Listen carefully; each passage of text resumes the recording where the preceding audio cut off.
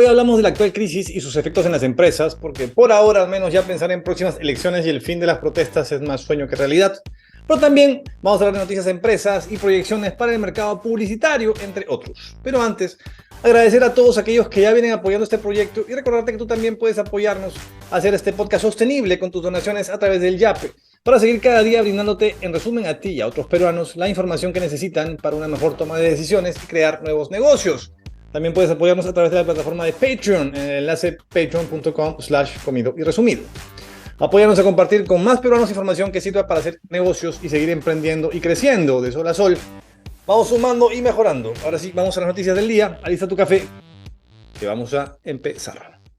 La información es clave en momentos de incertidumbre. Soy José Carlos Lumbreras, gerente de investigación y proyectos de la editora Peruto Publications, y te traigo el podcast Comido y Resumido, con un resumen diario de noticias sobre empresas y mercados. Todo eso que a los noticieros políticos o amarillistas no les interesa mostrarte, pero que a ti te pueden servir para hacer planes, tomar decisiones, mejorar tu empresa o pensar en nuevos negocios. Bienvenido un nuevo día a tu podcast Comido y Resumido. Vamos con las noticias en una semana bastante movida a nivel económico, ya que se presentarán los datos de la inflación de enero de Brasil, México y Chile, lo que tendrá repercusiones en las políticas de contención en la región y por tanto afectará a nuestras inversiones futuras y al bolsillo de todos en mayor o menor medida. Se espera también que este jueves el Banco Central de Reserva del Perú tome una decisión sobre el tipo de interés de referencia en su reunión de directorio mensual en Lima. Y otro tema muy importante, y es que este jueves es el día de la pizza, según Pizza Hut. Así que los amantes de la pizza aprovechen que ese día Pizza Hut tendrá combos de 9.9 soles en salón y delivery y también 2x1 en pizzas. Ojo, este no es un anuncio pagado, que más quisiera yo. Pero igual les aviso para que puedan aprovechar el día jueves su rica pizza. En el mercado publicitario, el semanario Día 1 entrevistó a Luis Miguel Sánchez, que es CEO de Havas Group Perú, quien proyecta que este año la inversión publicitaria en el Perú rondaría los 630 millones de dólares, un poquito más que los 615 millones de dólares que generó el año pasado. Sánchez también señaló que si bien el promedio de gasto publicitario en los mercados similares al peruano es de 0.07% del PBI, en nuestro país es solo del 0.025%, por lo que el rubro tiene, dice, aún espacio para crecer. Sin embargo, la mayor parte de los nuevos anuncios que se están generando se están canalizando en plataformas digitales que tienen un costo menor. Así va el tema por ahora y las proyecciones del mercado publicitario. En el sector financiero, las cajas municipales preparan un aplicativo de billetera móvil que va a hacerle la competencia a Yape Plin, esperan, pero además que buscará permitir transferir más de 500 soles por vez, que es el tope que por ahora tienen Yape Plin. Bueno, ellos quieren más. Se espera el lanzamiento de esto para junio de este año.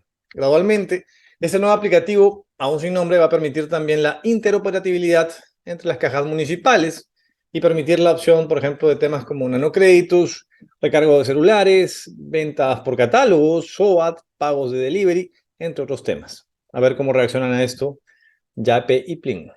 A nivel internacional, más noticias de despidos masivos llegan a las grandes empresas de tecnología que no pueden afrontar la nueva coyuntura global.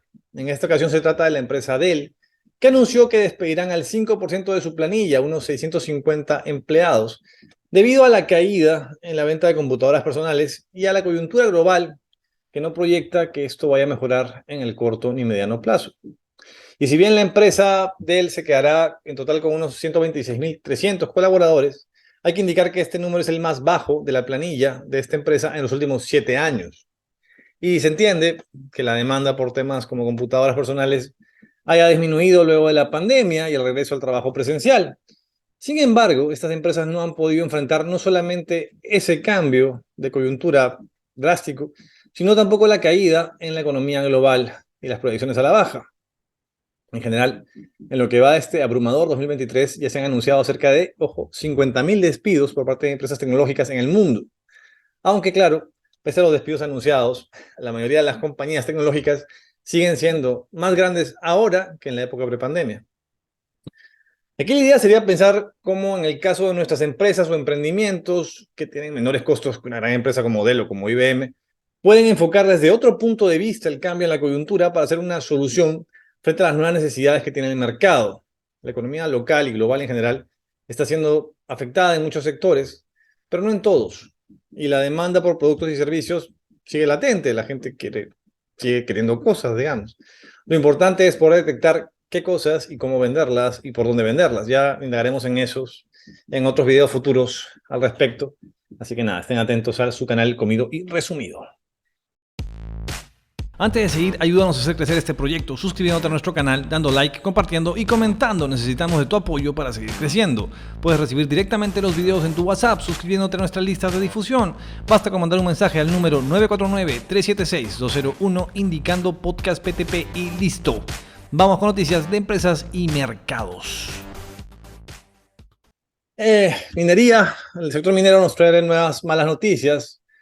Ahora se trata de que la empresa Buenaventura tuvo que suspender operaciones en su mina Julcani, ubicada en Huancavelica, hasta nuevo aviso debido a actos vandálicos registrados el día domingo.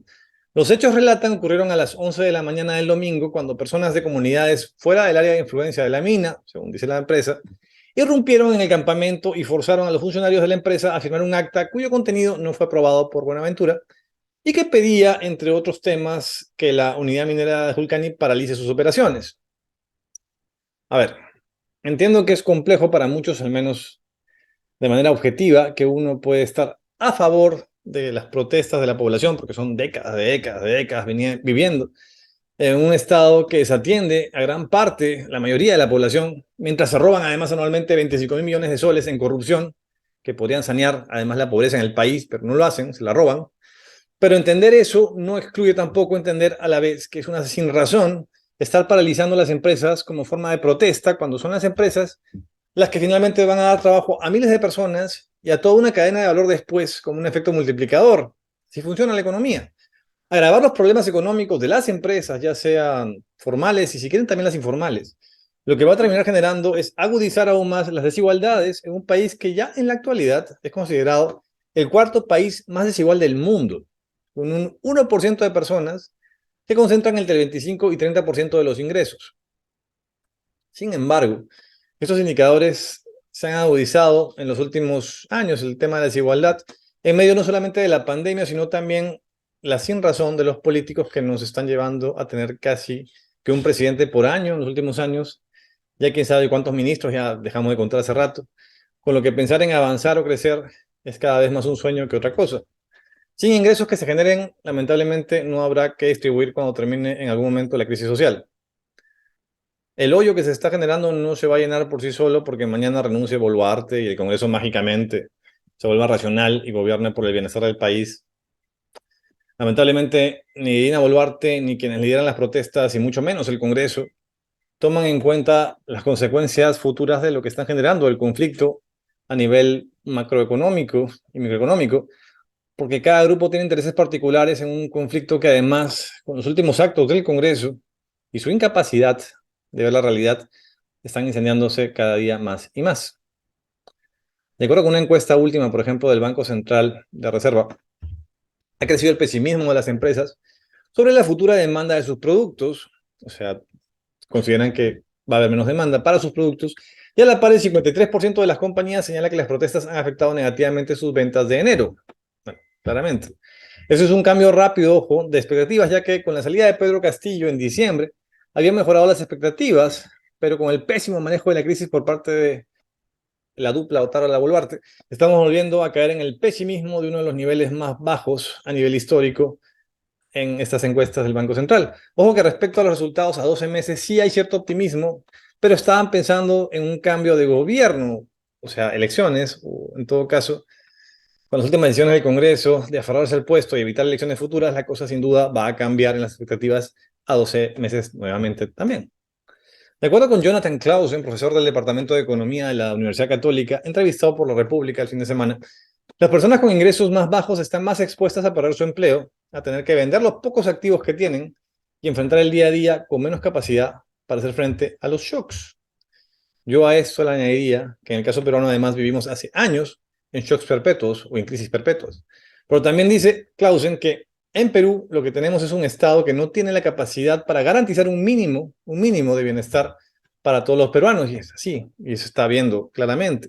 Y esto pasa mientras vemos a los políticos que no solamente hablan o de fraudes o de acusaciones sin ningún efecto en el desarrollo del país en todo caso, o que se pasean vendados, parece, para no ver los temas importantes mientras pelean entre ellos, es decir, siguen invisibilizando los problemas reales, o peor, terruqueando a personas ante la incapacidad de tomar acciones inteligentes por el bien del país. Mejor pelearse que decir cosas que tengan sentido. Mientras eso pasa, las empresas y los emprendedores en general seguimos dribleando por la incertidumbre. De acuerdo con el Instituto Peruano de Economía, Puno, Cusco, Apurímac y Madre de Dios podrían ya estar entrando próximamente en recesión a causa de las actuales protestas. Ahora, ¿es justo ese escenario? El tema es que no se trata de que quienes protesten dejen de hacerlo y ya está, y que los políticos se sientan ganadores y hagan la B de la victoria en fotos ridículas en redes sociales, porque ante un estado ausente las protestas se iban a terminar dando tarde o temprano. Iba a pasar esto en un momento. Aquí se trata de negociar, pero ¿con quién? Y entender que esto no va de Castillo o de Boluarte o de terruqueros o de facheros o fachos, por decirlo de otra manera. Se trata de entender el origen del conflicto, y ese origen no empieza en diciembre pasado, ni en el 2021 o el 2016 o el 2011, empieza mucho antes. Pero ya me puse muy filosófico. El mensaje que quiero dejar, teniendo en cuenta el objetivo de este tu querido podcast conmigo resumido, es que de momento la incertidumbre no nos va a dejar, porque quienes tienen el poder para hacer eso, sé que se resuelva, no tienen la más mínima intención de hacerlo por ahora. Entonces, ¿qué nos toca a los emprendedores, empresarios, etcétera, etcétera? Básicamente ver adelante y entender, así como aprendimos en pandemia, cómo adaptar nuestra oferta a esta nueva realidad de la incertidumbre, adaptar productos, servicios, canales, estrategias, mercados y demás, y esperar a ver qué nos trae el siguiente bache que seguramente pasará, ¿no? En toda crisis hay soluciones y también hay casos de éxito. ¿Quieres algunos casos de empresas que seguro has oído y crecieron o nacieron en medio de crisis? Bueno, tienes a Uber y Airbnb, que nacieron con la crisis inmobiliaria y financiera del 2008 en Estados Unidos. General Motors nació en medio de un crack financiero a inicios del siglo XX. Burger King, que me encanta, empezó en medio de una recesión tras la guerra de Corea. Muy gringo todo, dices. Bueno, en el Perú hay un caso de estudio muy conocido, que es el de AG Group, que nace por una necesidad desatendida en medio del conflicto interno a causa del terrorismo en los años 80, una crisis también.